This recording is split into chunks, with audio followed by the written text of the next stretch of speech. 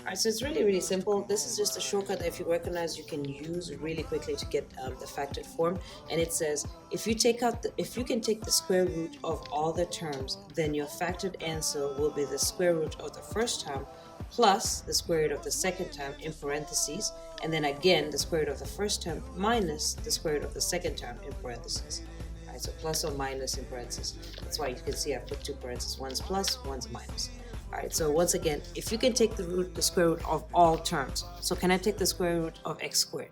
Yes. Can I take the square root of 25? Yes. Is there a negative in between them? And I should say that too. If you can take the square root of all terms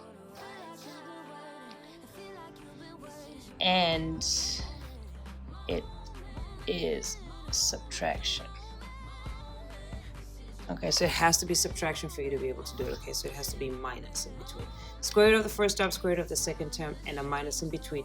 Then take the square root of the first term, square root of the second term, and the answer is plus and minus that. Let's name check. Circle example 1. So what's the square root of x squared? X. What's the square root of 25?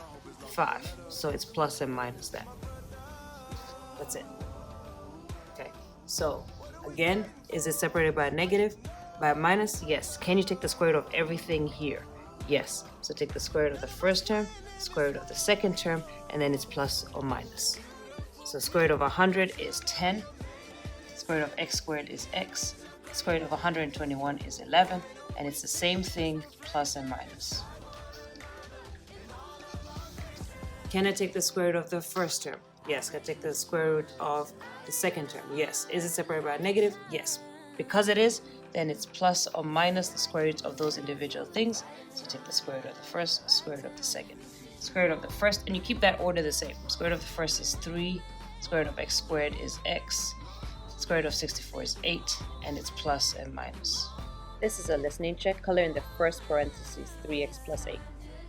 Is it separated by a negative? Yes. Can you take the square root of this? Yes. Can you take the square root of that? Yes. If you can, you take the square root of them individually, and your factored form is plus or minus. Square root of 16 is 4, square root of x squared is x, square root of 9 is 3, plus or minus. This is a listening check. Color in 36 minus 16x squared. Can I take the square root of each thing?